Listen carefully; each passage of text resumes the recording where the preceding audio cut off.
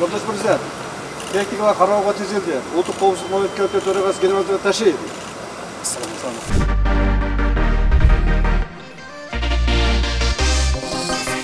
Жаңы өрт өчүрүүчү 200 атайын техника Кытайдан гранттык каражаттардын негизинде келсе, 33 тез жардам унаасы жана газ менен жүрүүчү 120 автобус республикалык бюджеттин эсебинен сатып алынды. Мындан тышкары муниципалитетке дөңгөлөктүү тракторлор, багбанчылык машина, экскаватор, кран манипуляторлору алынып келинди.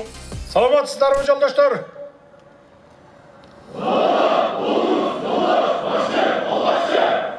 Эркин тургула. Эркин тур. Кытай эл республикасы тарабынан жардам катары гранттык негизде өзгөчө кырдаалдар министрлигине заманбап, кубаттуу жана эң акыркы үлгүдөгү атайын техникалар алынып келип, салтанаттуу түрдө тапшырылганы турат. Кыргызстандын өзгөчө кырдаалдар министрлигине 20 миллион акш доллардан ашык суммадагы гранттык негизде атайын техникаларды бергендиги үчүн Кытай эл республикасына жана төрагасы урматтуу Си Цзиньпин мырзага кыргыз элинин атынан жана өзүмдүн атымдан терең ыраазычылык билдиремин.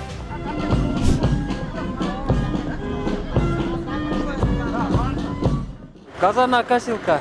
Газонокосилка болот. Чөп чабат. Мындайлар бар беле мурут? Мындайлар башкасы бар болчу, райдерлер. Булар жаңы келип атат да эми. Эмнеси менен жакшы экен, байкай алдыңызбы? Эми качество американский дейт. Америкадан келген неме деп атышат, жакшы эле деп атышат. Көрөбүз да эми. Чөп чабат, прицеп сүйрөйт, ар кандай жумуштардын баарын кылат. Эми кыйынчылыктар, ар кандай кыйынчылыктар болот, эми ошолорго баарына чыдайбыз. Кандай кыйынчылыктар болот? Кыйынчылыктар эми кар жааганда, жаан жааганда кыйынчылыктар болот.